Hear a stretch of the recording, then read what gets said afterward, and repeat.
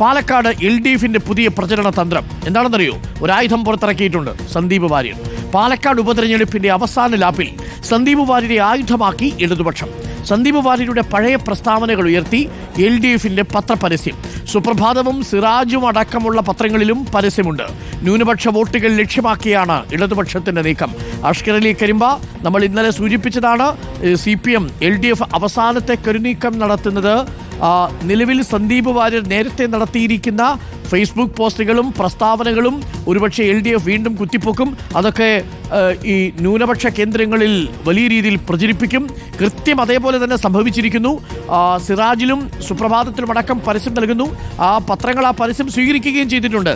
SDP-യും ലീഗുമൊക്കെ ജമാഅത്തെയും എല്ലാം UDFിന് അനുകൂലമായ നിലപാടെടുക്കുമ്പോൾ അവരുടെ പത്രങ്ങളിൽ തന്നെ ഈ മൈനോറിറ്റിക്കെതിരായി ഈ സന്ദീപ് വാര്യർ നടത്തിയ സ്റ്റേറ്റ്മെന്റുകൾ അടക്കമാണ്, ഫേസ്ബുക്ക് പോസ്റ്റുകൾ അടക്കമാണ് പരസ്യം. അല്ലേ അഷ്കർ? വലിയ നീക്കമാണ്. അരുൺ, ഒരു സംശയമില്ല. കാരണം പോളിംഗ് ബൂത്തിലേക്ക് പാലക്കാട്ടെ വോട്ടർമാർ ഇനി എത്താൻ മണിക്കൂറുകൾ മാത്രമാണ് ബാക്കി. 24 മണിക്കൂർ പോലും ഇനി തികച്ചില്ല എന്നുള്ളതാണ് യാഥാർത്ഥ്യം. അത്തരം ഘട്ടത്തിലാണ് ഇപ്പോൾ ഇത്തരമൊരു പരസ്യം വരുന്നത്. അഥവാ അവസാന ലാപ്പിലെ ഇടതുപക്ഷത്തിൻ്റെ ആയുധം എന്ന് പറയുന്നത് അത് സന്ദീപ് വാര്യർ മാത്രമാണെന്ന് നമുക്ക് പറയേണ്ടി വരുന്നു. അതിനപ്പുറത്തേക്ക് കൃത്യമായി ന്യൂനപക്ഷ വോട്ട് ബാങ്ക് പാലക്കാട് മണ്ഡലത്തിലെ 24% വരുന്ന ന്യൂനപക്ഷ വോട്ട് ബാങ്കിനെ ലക്ഷ്യം വെച്ചുകൊണ്ട് തന്നെയുള്ള ഒരു രാഷ്ട്രീയ കളി തന്നെയാണ് ഈ ഘട്ടത്തിൽ ഇപ്പോൾ ഇടതുപക്ഷം നടത്തിയിരിക്കുന്നത്. ഇതിൽ ഏറ്റവും പ്രധാനപ്പെട്ട കാര്യം എന്ന് പറയുന്നത് ഈ രണ്ട് പരസ്യം, സുപ്രഭാതവും സിറാജും, അഥവാ കാന്തപുരം വിഭാഗത്തിന്റെ ഔദ്യോഗിക മുഖപത്രവും സമസ്ത EK വിഭാഗത്തിന്റെ ഔദ്യോഗിക മുഖപത്രമായ സുപ്രഭാതം, ഈ രണ്ട് പത്രങ്ങളിലാണ് ഇപ്പോൾ ഈ പരസ്യം പ്രസിദ്ധീകരിച്ചിരിക്കുന്നത്. എന്നാൽ ഈ പരസ്യം CPMന്റെ അല്ലെങ്കിൽ ഇടതുപക്ഷത്തിന്റെ പത്രമായ ദേശാഭിമാനി ഇല്ല എന്നുള്ള ഒരു പ്രത്യേകത കൂടിയുണ്ട്. മാത്രമല്ല ഈ പരസ്യത്തിനും ഒരു പ്രത്യേക ശൈലിയുണ്ട്. നമ്മൾ മാധ്യമ മേഖലയിലുള്ളവർ പറയാറുള്ള പോലെ അഡ്വർട്ടോറിയൽ മേഖലയിലാണ്. അഥവാ പരസ്യമാണെങ്കിൽ പോലും വാർത്തയാണെന്ന് സംശയിക്കുന്ന രീതിയിലേക്ക് ധ്വനിപ്പിക്കുന്ന രീതിയിലാണ് ഈ പരസ്യം പ്രസിദ്ധീകരിച്ചിരിക്കുന്നതും. അത്തരമൊരു പരസ്യമാണ് ഇപ്പോൾ സുപ്രഭാതത്തിനും അതുപോലെ തന്നെ സിറാജിനും പ്രസിദ്ധീകരിച്ചിരിക്കുന്നത്. അതിൽ തലക്കെട്ട് സരിൻ തരംഗം എന്ന പേരിലുള്ള തലക്കെട്ടോടുകൂടിയാണ് ഈ പരസ്യം. എന്നാൽ അതിൽ ഏറ്റവും കൂടുതൽ സ്പേസ് ചെലവഴിച്ചിരിക്കുന്നത് സന്ദീപ് വാര്യർക്ക് വേണ്ടിയാണ്. അഥവാ സന്ദീപ് വാര്യറിൻ്റെ മുമ്പുള്ള പ്രസ്താവനകൾ ഫേസ്ബുക്ക് പോസ്റ്റിലടക്കം ഓരോ വിഷയം ഉയർത്തി കാണിച്ചുകൊണ്ടാണ് ഈ പരസ്യം പ്രസിദ്ധീകരിച്ചത്. അതിൽ ഒന്നാമത്തേത് തന്നെ ഈ വിശ്വനാഥിനെ സ്വീകരിക്കുകയാണോ കഷ്ടം എന്നുള്ളതാണ് തലക്കെട്ട്. അഥവാ സന്ദീപ് വാര്യരെ കോൺഗ്രസ് സ്വീകരിച്ചതിനെതിരെയാണുള്ള പരാമർശം. രണ്ടാമത്തേത് ഫേസ്ബുക്കിൽ മുമ്പ് സന്ദീപ് വാര്യർ കാശ്മീരിലുമായി ബന്ധപ്പെട്ട ഒരു വിഷയത്തിൽ ഒരു പോസ്റ്റ് ഇട്ടിരുന്നു. അത് കാശ്മീരികളുടെ കൂട്ടുകൊലയ്ക്ക് ആഹ്വാനം ചെയ്ത സന്ദീപ് വാര്യർ എന്ന തലക്കെട്ടോടെ അത് കൊടുക്കുന്നു. അതുപോലെ തന്നെ ബാബരി മസ്ജിദുമായി ബന്ധപ്പെട്ടുകൊണ്ട് അയോധ്യയിലെ രാമക്ഷേത്ര നിർമ്മാണത്തിന് 11 വെള്ളിശിലകൾ ഞങ്ങൾ അയച്ചിട്ടുണ്ട് എന്നുള്ള മധ്യപ്രദേശിലെ മുൻ മുഖ്യമന്ത്രി കമൽനാഥിന്റെ പ്രസ്താവന ആയുധമാക്കിയിരിക്കുന്നു. അതുപോലെ തന്നെ സന്ദീപ് വാര്യർ പറയുന്ന അടിവരയിട്ട് പറയുന്നു കേരളത്തിലും CAA നടപ്പാക്കുമെന്ന് പറയുന്ന ആ പ്രസ്താവന ഇത്തരത്തിൽ. അതുപോലെ ഗാന്ധിജിയെ ചെറുതായി വെടിവെച്ചു കൊന്നുവെന്ന ഒരു ചാനൽ ചർച്ചയിൽ സന്ദീപ് വാര്യർ ഒരു പരാമർശം നടത്തി എന്നതടക്കമുള്ള കാര്യങ്ങൾ ചൂണ്ടിക്കാണിച്ചുകൊണ്ടുള്ള ഒരു പരസ്യമാണ് പ്രസിദ്ധീകരിച്ചിരിക്കുന്നത്. അതിൽ ഏറ്റവും അവസാനം എന്നിട്ട് ചോദിക്കുന്നത് ഈ ഒരു ചോദ്യമാണ്: ഈ കോൺഗ്രസിന് വോട്ട് ചെയ്യാനാണോ ജമാഅത്തെ ഇസ്ലാമിക്കാരും SDP-ക്കാരും പറയുന്നത് എന്നാണ് ഈ പരസ്യം അവസാനിക്കുക. അഥവാ ന്യൂനപക്ഷ വോട്ടുകൾ കൃത്യമാക്കി ലക്ഷ്യം വെച്ചുകൊണ്ടുള്ള മാത്രമുള്ള ഒരു പരസ്യം, അതും ന്യൂനപക്ഷ വിഭാഗങ്ങളുടെ സംഘടനകളുടെ ഔദ്യോഗിക മുഖപത്രങ്ങൾ സുപ്രഭാതത്തിലും സിറാജിലും പ്രസിദ്ധീകരിച്ചുകൊണ്ടുള്ള ഒരു രാഷ്ട്രീയ കളി തന്നെയാണ് ഇപ്പോൾ ഇടതുപക്ഷം നടത്തിയിരിക്കുന്നത്. അത് എത്രത്തോളം വിജയിക്കുമെന്നുള്ളത് നമ്മൾ കാത്തിരുന്ന് തന്നെ കാണണം. കഴിഞ്ഞ ദിവസങ്ങളിൽ തന്നെ ഇല്ലെങ്കിൽ സന്ദീപ് വാര്യർ കോൺഗ്രസിലേക്ക് ചേർത്തതിന് തൊട്ട് പിന്നാലെ തന്നെ CPMന്റെ നേതാക്കളടക്കം ഇല്ലെങ്കിൽ ഇടതുപക്ഷ നേതാക്കളടക്കം മാധ്യമങ്ങൾ കണ്ടപ്പോഴൊക്കെ തുടർച്ചയായി പറയാൻ ശ്രമിച്ചിരുന്നത് ഈ കാര്യമായിരുന്നു. അഥവാ ഒരു തീവ്ര വർഗീയ നിലപാട് സ്വീകരിച്ചിരുന്ന ഒരാളെ എങ്ങനെയാണ് കോൺഗ്രസിന് സ്വീകരിക്കാൻ കഴിയുന്നത് എന്നുള്ള ഒരു ആരോപണം ഉയർത്തിക്കാട്ടിക്കൊണ്ടായിരുന്നു CPM അതിനെ പ്രതിരോധിക്കാൻ ശ്രമിച്ചിരുന്നത്. എന്നാൽ ആ ഘട്ടങ്ങളിൽ തന്നെ UDF പറഞ്ഞിരുന്ന ഒരു കാര്യം, കിട്ടാത്ത മുന്തിരി ആയതുകൊണ്ടാണ് ഇടതുപക്ഷത്തിന് പുളിക്കുന്നത്. സന്ദീപ് വാര്യർ നിലപാടുകൾ മാറ്റി വെച്ചുകൊണ്ടാണ്. പ്രത്യേകിച്ച് സന്ദീപ് വാര്യർ പറഞ്ഞൊരു പ്രസ്താവനയാണ് ഏറ്റവും കൂടുതൽ UDF നേതാക്കൾ വളരെയധികം ആവർത്തിച്ചിരുന്നത്. അഥവാ വിദ്വേഷത്തിൻ്റെ രാഷ്ട്രീയം ഉപയോഗിച്ചുകൊണ്ട് സ്നേഹത്തിൻ്റെ കടയിലേക്ക് വരുന്നു എന്നുള്ള സന്ദീപ് വാര്യറിൻ്റെ ആ പ്രസ്താവന ഏറ്റുപിടിച്ചുകൊണ്ടായിരുന്നു എല്ലാ UDF നേതാക്കളും മറുപടി പറഞ്ഞിരുന്നത്. പക്ഷേ ആ വിഷയത്തിൽ ഇപ്പോഴും ഇടതുപക്ഷം ആ രീതിയിലുള്ള ക്യാമ്പയിൻ തന്നെ ഉയർത്തിക്കൊണ്ടിരിക്കുന്നു. അഥവാ ന്യൂനപക്ഷ വിരുദ്ധ രാഷ്ട്രീയം ഉയർത്തിപ്പിടിച്ചിരുന്ന, വിദ്വേഷ രാഷ്ട്രീയം ഉയർത്തിപ്പിടിച്ചിരുന്ന സന്ദീപ് വാര്യർ ഒരിക്കലും സ്വീകരിക്കാൻ കഴിയില്ല എന്നതാണ് ഇടതുപക്ഷം പരമാവധി ഇപ്പോൾ ഈ അവസാന ലാപ്പിൽ മണിക്കൂർ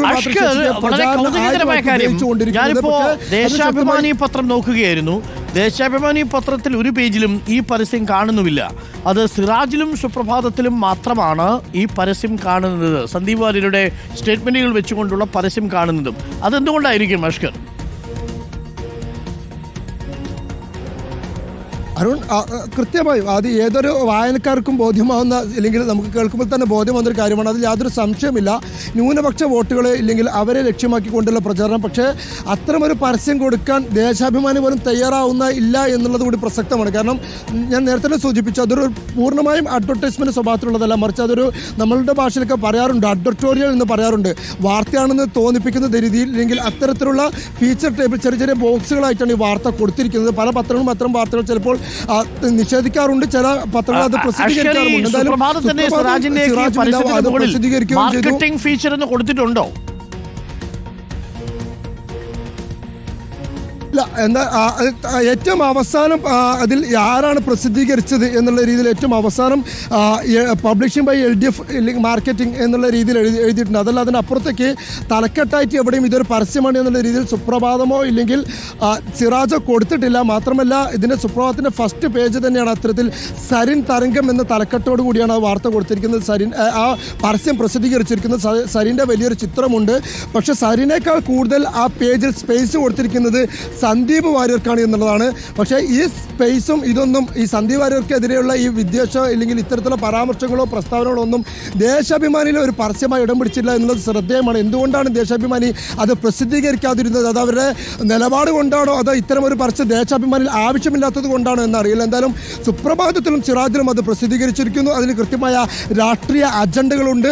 ഈ സമസ്തയും ലീഗും തമ്മിലുള്ള ഒരു പരസ്പര ചേരിപ്പോരൊക്കെ രൂക്ഷമാകുന്നൊരു സാഹചര്യമുണ്ട്. സുപ്രഭാതത്തെ പലപ്പോഴും ലീഗ് തള്ളിപ്പറയുന്ന സാഹചര്യമുണ്ടായിരുന്നു. സുപ്രഭാതത്തിൽ ഇരിക്കുന്ന പല ആളുകൾക്കെതിരെയും ലീഗ് പരസ്യ വിമർശനം ഉന്നയിക്കുന്ന സാഹചര്യമുണ്ടായിരുന്നു. അതിനൊക്കെ ശേഷമാണ് ഇപ്പോൾ സുപ്രഭാതത്തിലും ഒരേ സമയം തന്നെ കാന്തരം വിഭാഗത്തിൻ്റെ സിറാജിലും രണ്ടിനും ഒരേ സമയം ഈ പരസ്യം പ്രസിദ്ധീകരിക്കുന്നു എന്നുള്ള ഒരു രാഷ്ട്രീയ സാഹചര്യമുണ്ട്.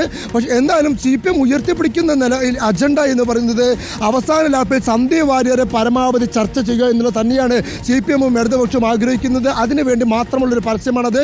ആ പരസ്യത്തെ പ്രതിരോധിക്കാൻ ഇനി കോൺഗ്രസ് സമയം കണ്ടെത്തേണ്ടി വരും എന്നുള്ളതാണ് CPM ഉദ്ദേശിച്ചിരിക്കുന്നതെന്നാണ് നമുക്ക് മനസ്സിലാക്കുന്നത്. അങ്ങനെയെങ്കിൽ വരും സമയങ്ങളിൽ ഒരു സ്വാഭാവികമായും UDF നേതാക്കളെ പ്രതികരണങ്ങൾ വരും. അങ്ങനെ നേരത്തെ തന്നെ പട്ടികവാദത്തിലും കത്തിവാദത്തിലും ഒക്കെ അജണ്ട സെറ്റ് ചെയ്തുകൊണ്ട് UDF നേതൃത്വത്തെ കൊണ്ട് പ്രതിരോധം സൃഷ്ടിപ്പിക്കുക എന്നുള്ള നിലപാടിലേക്ക് ഇടതുപക്ഷം പോയിരുന്നു. അവസാന ലേപ്പിലും അതേ അജണ്ട തന്നെയാണ് ഇപ്പോൾ CPM അല്ലെങ്കിൽ ഇടതുപക്ഷം ഉദ്ദേശിക്കുന്നതെന്നാണ് നമുക്ക് മനസ്സിലാക്കാൻ സാധിക്കുന്നത്. പക്ഷേ കത്തിവാദം പെട്ടിവാദം ഒക്കെ പിന്നീട് അത് UDF മാർക്കറ്റ് ചെയ്യുന്ന രീതിയിലേക്ക് പോയി. ഇനി ഈ വിഷയം UDF ഏത് രീതിയിൽ കൂടി മാർക്കറ്റ് ചെയ്യും എന്നുള്ളത് നമ്മൾ കാത്തിരുന്ന് കാണേണ്ടതുണ്ട്. ആരും ഓക്കെ, ശരി അഷ്കർ. എന്തായാലും നിർണായകമായ നീക്കമാണ് ഇടതുപക്ഷത്തിൻ്റെ ഈ തിരഞ്ഞെടുപ്പിലെ 18ാമത്തെ അടവാണ് ഇപ്പോൾ പയറ്റുന്നത്. സിറാജിലും സുപ്രഭാതത്തിലും മുൻ പേജിൽ തന്നെ പരസ്യം നൽകുന്നു. അതൊരു അഡ്വർട്ടോറിയൽ എന്ന നിലയിൽ സിറാജും കാന്തപുരത്തിൻ്റെ മുഖപത്രം, സുപ്രഭാതം സമസ്തയുടെ മുഖപത്രവും അത് പ്രസിദ്ധീകരിക്കുക കൂടി ചെയ്യുന്നു. സന്ദീപിൻ്റെ ന്യൂനപക്ഷ വിരുദ്ധമായ ഫേസ്ബുക്ക് പോസ്റ്റുകളും കമൻറ്റുകളുമാണ് പുസ്തകത്തിലെ ഈ പത്രത്തിലെ വലിയ പരസ്യമായി നൽകിയിരിക്കുന്നതും. എല്ലാ അടവുകളും പയറ്റുകയാണ് മുന്നണികൾ. പാലക്കാട് തീർച്ചയായിട്ടും ഈ തെരഞ്ഞെടുപ്പിൽ അടിയൊഴുക്കുകൾ നിർണായകമാണ്. പക്ഷേ അടിയൊഴുക്കുകൾ നിലവിൽ ആരെ തുണയ്ക്കുമെന്ന് കൃത്യമായി നമുക്ക് പ്രവചിക്കാനാവുന്നില്ല. വലിയ ആത്മവിശ്വാസം കോൺഗ്രസിന് UDF-നുണ്ട്. അതേ ആത്മവിശ്വാസം BJP-ക്കുമുണ്ട്. 3ാം സ്ഥാനം എന്നുള്ള നിലയിൽ നിന്ന് തങ്ങൾ മെച്ചപ്പെടും എന്ന ആത്മവിശ്വാസം LDF-നുമുണ്ട്.